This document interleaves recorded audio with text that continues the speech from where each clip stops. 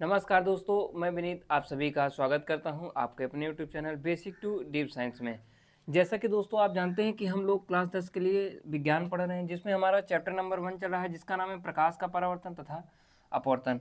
इसके पिछले वाले लेक्चर में हम लोग ने पढ़ा था कि अवतल दर्पण द्वारा प्रतिबिंब का बनना, जिसमें हम लोग 3 केसेस पढ़े थे। तो 3 केसेस, टोटल 6 केसेस हमको पढ़ना है इसमें।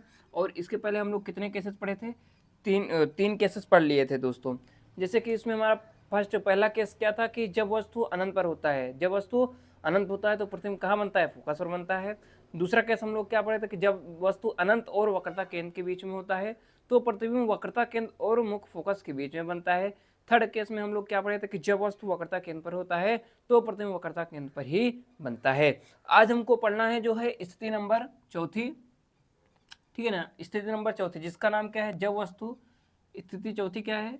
चौथा केस पढ़ाना है जब वस्तु, जब वस्तु, जब वस्तु फोकस, जब वस्तु, हाँ, जब वस्तु वक्रता केंद्र, जब वस्तु वक्रता केंद्र, जब वस्तु वक्रता केंद्र, ब्रैकेट में लिख सकते हैं सी, तथा तथा फोकस, जब वस्तु वक्रता केंद्र था फोकस, फोकस ब्रैकेट में लिख सकते हैं एफ, फोकस के बीच होती है, के बीच होती है तो प्रतिबिंब कहाँ बनता है?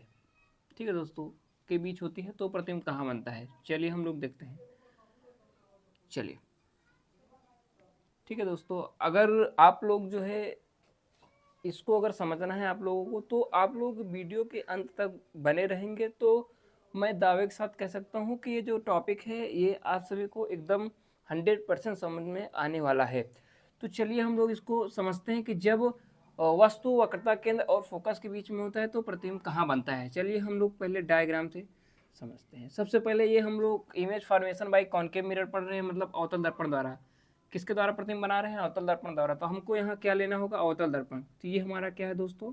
ये हमारा एक अवतल दर्पण है। क्या है? अवतल दर्पण, कॉनकेव मिरर है दोस्तों। चलिए, इसका इसका पोल ऑफ मिरर कहाँ होगा? मत यहाँ, ठीक है, इसका पोल। चलिए, सेंटर कहाँ होगा? एकदम बीच में। ये क्या है? सेंटर है, वक्रता केंद्र। इसको क्या कहते हैं दोस्तों हिंदी में? वक्रता केंद्र, वक्रता केंद्र। सेंटर और पी के बीच में क्या होता है दोस्तों? फोकस होता है। क्या होता है? फोकस होता है। अब हमें जो वस्तु रखना है वो वहां रखना है। वस्तु को कहाँ रखना है दोस्तों? ठीक है, वस्तु को हमको रखना है केंद्र और फोकस के बीच में। ठीक है दोस्तों, केंद्र और फोकस के बीच में। तो ये रहा केंद्र, ठीक है, और ये रहा फोकस। हमको जो वस्तु रखना है कहाँ रखना है? सेंटर और एफ के बीच में। कहाँ रखना है दोस्तों वस्तु को? सेंटर और एफ के बीच में रखना है। चलिए, जब वस्तु को सेंटर और एफ के बीच में रखते हैं तो इमेज कहाँ बनता है वही हमको समझना है। चलिए, अच्छा, कल जो है इसके पिछले वाले लेक्चर में हम लोग ने, ठीक है, पढ़ा था कि जो है जब वस्तु बीच में होता है, कहाँ? जब वस्तु बीच में होता है तो इमेज भी बीच में बनता है। जब वस्तु किसी पॉइंट पर होता है, किसी बिंदु पर होता है तो इमेज भी किसी बिंदु पर ही बनता है। ठीक है दोस्तों, आप लोग इसको ध्यान रखेंगे। चलिए, तो यहाँ पर जो वस्तु है वो बीच में है। कहाँ पर है? बीच में है। तो इमेज भी कहाँ बनेगा? बीच में ही बनेगा। कैसे बनेगा? कहाँ बनेगा? वही अब हमको समझना है। चलिए, आप लोग जानते हैं कि मुख्य अक्ष के समांतर चलने वाली प्रकाश किरणें कहाँ से होकर जाती है? फोकस से होकर जाती है। कहाँ से होकर जाती है दोस्तों? फोकस से होकर जाती है। चलिए चलते हैं आगे। अच्छा, ये दर्पण है मान लीजिए, और दर्पण से यहाँ तक की दूरी को हम लोग इनफाइनाइट मान लेंगे। यहाँ तक की दूरी को हम लोग क्या मान लेंगे दोस्तों? इनफाइनाइट। क्या मान लेंगे? इनफाइनाइट मान लेंगे, अनंत मान लेंगे। चलिए आगे। अब आप जानते हैं कि मुख्य फोकस से होकर जाने वाली प्रकाश की किरणें, मुख्य फोकस से होकर जाने वाली प्रकाश किरणें परावर्तन के पश्चात, परावर्तन के पश्चात मुख्य अक्ष के समांतर हो जाती है। क्या हो जाता है दोस्तों? परावर्तन के पश्चात मुख्य अक्ष के समांतर हो जाती है। ठीक है दोस्तों, मुख्य अक्ष के समांतर हो जाती है। चलिए, थोड़ा इसको हम लोग और बना लेते हैं सही से, क्योंकि हमको जो दोनों प्रकाश की किरणें वो कहाँ मिलाना है दोस्तों? वो सेंटर और अनंत के बीच में मिलाना है। चलिए हम लोग मिलाते हैं। ठीक है दोस्तों, मिलाते हैं। चलिए दोस्तों मिलाते हैं। तो ये प्रकाश की किरणें, ठीक, कहाँ मिल गई? सेंटर और, कहाँ मिल गई दोस्तों? सेंटर और, सेंटर और, सेंटर और कहाँ मिल रही है दोस्तों? सेंटर और सेंटर और अनंत के बीच में। कहाँ पर इमेज बन रहा है दोस्तों? सेंटर और अनंत के बीच में बन रहा है। इसको आई डैश नाम दे देंगे। अच्छा, ये हमारा क्या है? ऑब्जेक्ट है, वस्तु है, इसको ओ नाम दे देंगे। ठीक है दोस्तों।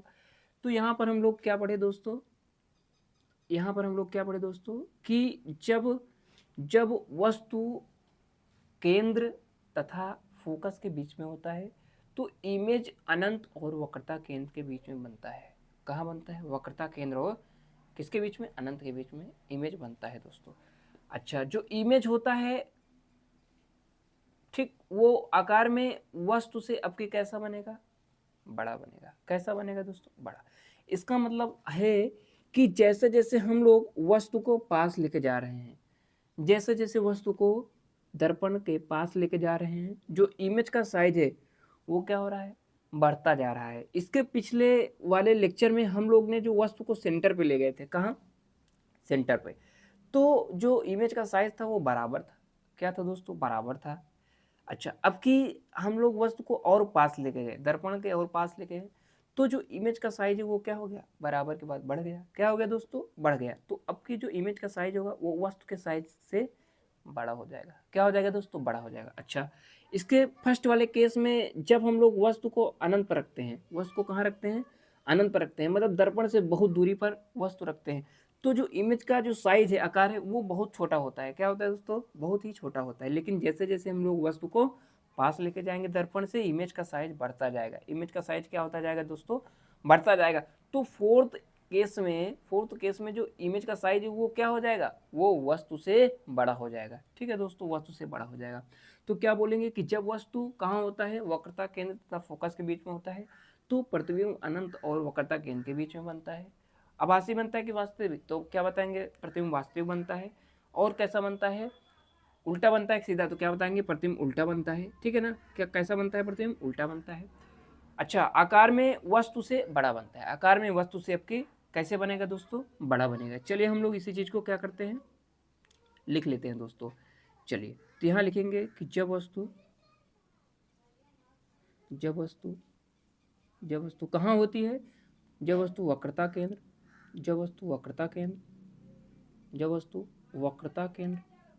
सी तथा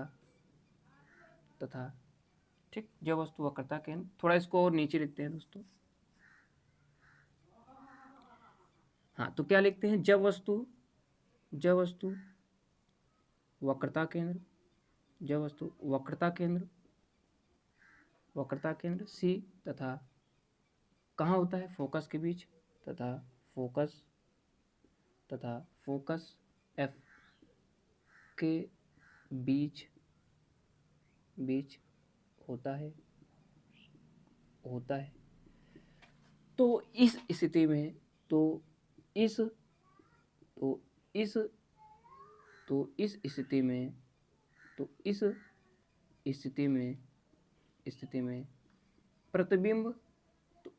में प्रतिबिंब कहाँ बनता है दोस्तों? अनंत। तो इस स्थिति में प्रतिबिंब अनंत तथा फोकस के बीच में बनता है। अनंत तथा फोकस के बीच में बनता है। ठीक है दोस्तों, तो इस स्थिति में प्रतिबिंब कहाँ बनता है? अनंत तथा फोकस के बीच में बनता है। कैसा प्रतिबिंब कैसा होता है दोस्तों? वास्तविक, क्योंकि दर्पण के सामने बन रहा है तो कैसा बनेगा? वास्तविक बनता है। प्रतिबिंब वास्तविक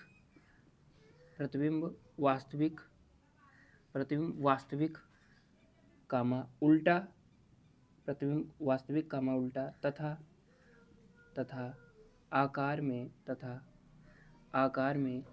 आकार में क्या बोलेंगे दोस्तों? आकार में वस्तु से छोटा बनता है कि बड़ा? तो क्या बताएंगे? ये है इमेज का साइज और ये है वस्तु का साइज। तो इमेज का साइज बड़ा बन रहा है वस्तु से, तो लिखेंगे तथा आकार में वस्तु से छोटा बनता है कि बड़ा? तो क्या बताएंगे? तथा आकार में वस्तु से बड़ा बनता है। ठीक है दोस्तों, तो हमारे जो चौथी स्थिति है उसमें जब वस्तु को हम लोग सेंटर और एफ के बीच में रखते हैं तो प्रतिबिंब अनंत और सेंटर के बीच में बनता है, वास्तविक बनता है, ठीक उल्टा बनता है तथा आकार में वस्तु से बड़ा बनता है। तो चलिए आप लोग इसको नोट कर लीजिए, फिर हम लोग चलते हैं अपने 5वें केस पे। चलिए दोस्तों, अब आते हैं हम लोग अपने केस नंबर 5। केस नंबर 5 क्या है दोस्तों? जब वस्तु जब वस्तु जब वस्तु फोकस पर जब वस्तु फोकस एफ जब वस्तु फोकस पर स्थित होती है जब वस्तु फोकस पर स्थित होती है जब वस्तु फोकस पर स्थित होती है। ठीक, ये है हमारा केस नंबर 5। जब वस्तु फोकस पर होती है, कहाँ होती है दोस्तों? जब वस्तु फोकस पर होती है तो इमेज कहाँ बनता है? चलिए हम लोग डायग्राम से अपना समझते हैं। तो ये है हमारा अवतल दर्पण। कौन सा दर्पण है दोस्तों? अवतल दर्पण। चलिए, अब इसका पोल कहाँ होगा? मध्य में। सेंटर कहाँ होगा इसका? यहाँ पे। ठीक है दोस्तों, सेंटर और पी को मिलाने वाली रेखा को हम लोग क्या कहते हैं? मुख्य अक्ष। क्या कहते हैं? प्रिंसिपल एक्सिस, मुख्य अक्ष। तो अब की जो हमको प्रतिबिंब रखना, अब की जो हमको वस्तु रखना है, ठीक है दोस्तों, अब की हमको जो वस्तु रखना है वो कहाँ रखना है दोस्तों? अब की हमको जो वस्तु रखना है वो रखना है कहाँ? फोकस पर। तो वस्तु हम लोग रखेंगे कहाँ पर? फोकस पर। कहाँ पर रखते हैं वस्तु को? फोकस पर। चलिए, तो ये वस्तु कहाँ रखेंगे? फोकस पर। तो यहाँ फोकस पर रखते हैं वस्तु को। अच्छा, मुख्य अक्ष के समांतर चलने वाली प्रकाश की किरणें दर्पण से परावर्तन के पश्चात कहाँ से होकर जाती है? फोकस से। कहाँ से होकर जाती है दोस्तों? फोकस से होकर जाती है। कहाँ से? फोकस से। ठीक है दोस्तों, कहाँ से होकर जाती है? फोकस से। कहाँ से होकर जाती है दोस्तों? फोकस से होकर जाती है। अच्छा, आप लोग पढ़े होंगे कि वक्रता केंद्र से होकर जाने वाली प्रकाश की किरणें अपने ही मार्ग से वापस लौट जाती है। वक्रता केंद्र से जाने वाली प्रकाश की किरणें अपने ही मार्ग से वापस लौट जाती है, कुछ इस प्रकार ऐसे। तो आपके कहाँ से गुजारेंगे? वक्रता के सेंटर से प्रकाश किरणों को गुजार देंगे। थोड़ा इसको और यहाँ पर बना देते हैं, कुछ इस प्रकार दोस्तों। चलिए,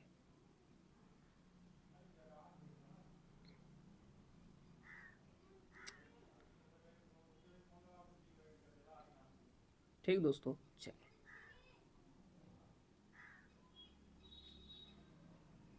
चलिए दोस्तों, तो सेंटर से जाने वाली प्रकाश की किरणें अपने ही मार्ग से वापस लौट जाती हैं। तो यहाँ पर क्या देख रहे हैं दोस्तों आप लोग?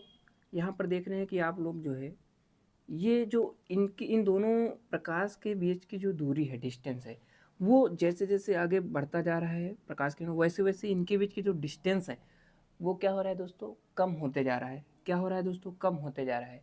तो एक ऐसी स्थिति आएगी कि जो है, एक ऐसी स्थिति आएगी, इसको थोड़ा और आगे बढ़ाएंगे, फिर थोड़ा इसको ऐसे बढ़ाते जाएंगे, तो इसकी एक ऐसी स्थिति आएगी, ठीक है दोस्तों, जहाँ पर ये दोनों प्रकाश किरणें आपस में क्या हो जाएंगी? मिल जाएंगी। ठीक, क्या हो जाएंगे? मिल जाएंगे। तो दूरी को उस दूरी को हम लोग क्या मान रहे हैं? अनंत दूरी पर। ऐसा हम लोग मान रहे हैं कि ये दोनों प्रकाश किरणें हैं, ठीक है ना, अनंत दूरी पर जाकर मिल जाएंगे। तो जो इमेज बनेगा वो अनंत पर ही बनेगा। तो इमेज कहाँ मान के चलेंगे हम लोग कि इमेज कहाँ बन जाएगा? अनंत पर बन जाएगा दोस्तों। तो यहाँ पर ही इमेज क्या बनेगा? अनंत पर इमेज बनेगा आपके। तो फिफ्थ केस में क्या होता है? जब वस्तु फोकस पर स्थित होती है तो प्रतिबिंब कहाँ बनता है दोस्तों? अनंत पर। कहाँ बनता है? अनंत पर बनता है, कुछ इस प्रकार। तो यही चीज़ हम लोग लिखेंगे कि जब वस्तु फोकस पर स्थित होता है तो प्रतिबिंब अनंत पर बनता है। कैसा? वास्तविक या भाषी? तो क्या बताएंगे दोस्तों? वास्तविक प्रतिबिंब बनता है। ठीक है, कैसा प्रतिबिंब बनता है दोस्तों? वास्तविक बनता है। अच्छा, सीधा बनता है कि उल्टा? तो क्या बताएंगे दोस्तों? उल्टा बनता है। वस्तु से छोटा बनता है कि बड़ा? तो क्या बताएंगे? बहुत बड़ा।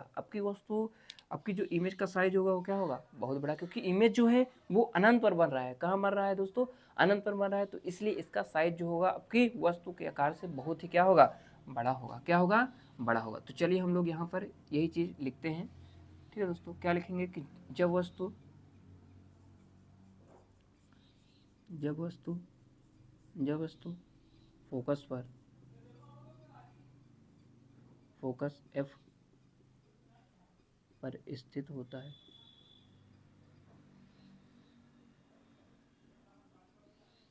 जब वस्तु फोकस एफ पर स्थित होता है तो इस स्थिति में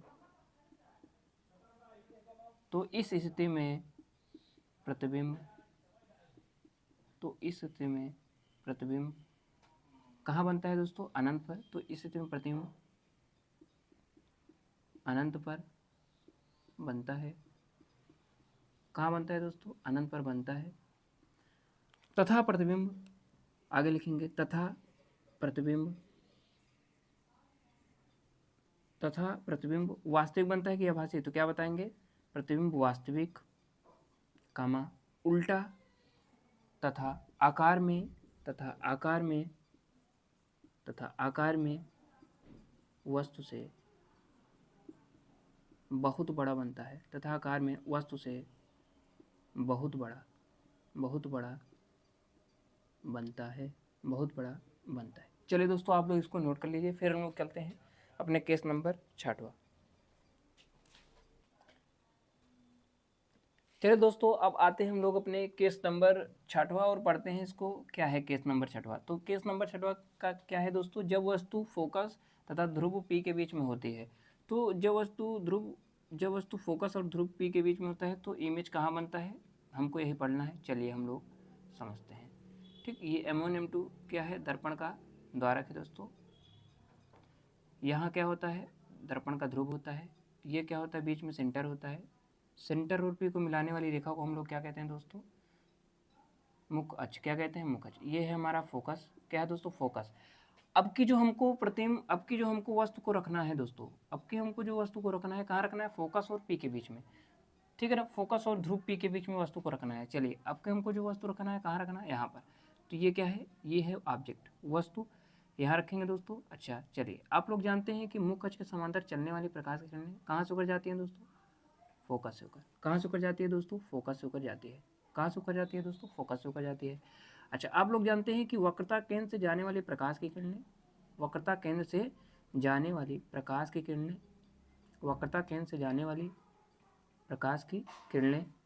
परावर्तन के पश्चात अपने ही मार्ग से वापस लौट जाएगी। जैसे गई वैसे लौट जाएगी। ठीक है दोस्तों, चलिए आगे चलते हैं। अच्छा, चलिए, तो क्या कहता है कि वक्रता केंद्र से जाने वाली प्रकाश किरणें परावर्तन के पश्चात अपने ही मार्ग से वापस लौट जाती है। ठीक है दोस्तों, चलिए दोस्तों, तो यहाँ पर आप लोग क्या देख रहे हैं कि ये जो दोनों प्रकाश की किरणें हैं, ठीक है दोस्तों, ये जो दोनों प्रकाश की किरणें हैं, ये जैसे जैसे इसको आगे बढ़ा रहे हैं वैसे वैसे इनके बीच की जो दूरी है वो बढ़ती जा रही है। इनके बीच की दूरी क्या हो रही है दोस्तों? बढ़ती जा रही है। तो इसको चाहे जितना आगे बढ़ाएंगे दोस्तों, ये कहीं आगे जाके मिलेगा ही नहीं। ठीक, ये दोनों प्रकाश की किरणें कहीं आगे जाके मिलेगा ही नहीं। तो इमेज तो भाई आपकी इधर बनने वाला नहीं है। इमेज आपकी किधर बनने वाला है? पीछे। अगर हम लोग इस वाले प्रकाश की किरणों को थोड़ा पीछे बढ़ाएं, ठीक है दोस्तों, अगर हम लोग इस वाले प्रकाश किरण को थोड़ा पीछे बढ़ाएं और इसको भी, इस वाले प्रकाश किरण को भी कहाँ बढ़ाएं? थोड़ा पीछे बढ़ाएं, तो ये देखो, तो इमेज कहाँ आपकी बन रहा है दोस्तों? आपकी जो इमेज बन रहा है वो कहाँ बन रहा है दोस्तों? दर्पण के पीछे। आपकी इमेज कहाँ बन रहा है दोस्तों? दर्पण के पीछे बन रहा है। ये देखिए, ये दर्पण, ये इमेज बन रहा है दोस्तों, आई डैश। ठीक है दोस्तों, तो आपकी जो इमेज बन रहा है वो कहाँ बन रहा है दोस्तों? दर्पण के पीछे। कहाँ बन रहा है दोस्तों? दर्पण के पीछे। तो ये जो छठवां केस होता है ये बहुत इंपॉर्टेंट है, यही पेपर में ज़्यादातर आता है दोस्तों। तो छठवें केस में जब वस्तु को हम लोग कहाँ रखते हैं? जब वस्तु को मुख्य फोकस और ध्रुव के बीच में रखते हैं तो इमेज जो है वो दर्पण के पीछे बनता है। कैसा बनता है? आपकी दर्पण के जब सामने बनेगा इमेज तो वह इमेज वास्तविक कहलाता है, वास्तविक प्रतिबिंब बनता है उसमें। और जब वो प्रतिबिंब दर्पण के पीछे बनेगा तो वह इमेज कैसा होगा? आभासी। कैसा इमेज होगा दोस्तों? आभासी प्रतिबिंब होगा। तो चलिए हम लोग यही चीज़ लिखते हैं। कहाँ लिखते हैं दोस्तों? नोट में। ठीक, डिफिनीशन में यही चीज़ लिखते हैं कि जब वस्तु, हाँ क्या लिखते हैं दोस्तों? जब वस्तु, अच्छा, आपकी जो इमेज का जो साइज है वो वस्तु से बड़ा बनेगा दोस्तों। और कैसा? सीधा बनेगा कि उल्टा? तो क्या बताएंगे दोस्तों? आपके सीधा बनेगा। क्या बनेगा दोस्तों? सीधा बन रहा है, क्योंकि ये जो तीर है ये क्या है? तीर है ऊपर की ओर है तो ये सीधा बनेगा। जब तीर नीचे की ओर होता है ऐसे तो इसको उल्टा बोलते हैं, अगर तीर ऊपर है तो इसको सीधा बोलते हैं दोस्तों। चलिए आगे। जब वस्तु फोकस कहाँ होती है दोस्तों? जब वस्तु फोकस तथा तथा ध्रुव के बीच तथा ध्रुव P के बीच में स्थित होती है। तो इस स्थिति में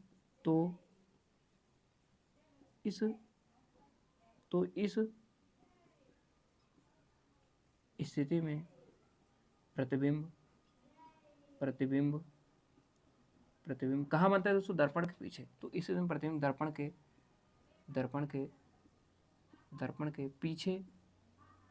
पीछे बनता है तथा प्रतिबिंब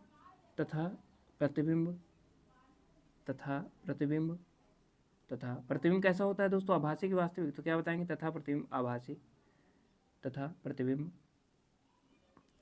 आभासी। और आकार में वस्तु से छोटा बनता है कि बड़ा? तो क्या बताएंगे? आभासी तथा आकार में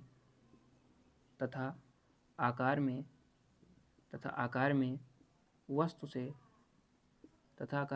से बड़ा बनता है। कैसा बनता है दोस्तों? बड़ा बनता है। ठीक है दोस्तों, चलिए आप लोग इसको नोट कर लीजिए। ठीक है दोस्तों, आज के लिए बस इतना ही दोस्तों। आशा करते हैं कि आप लोगों को जो है छठवां स्थितियाँ जो है आप लोगों को समझ में आया होगा।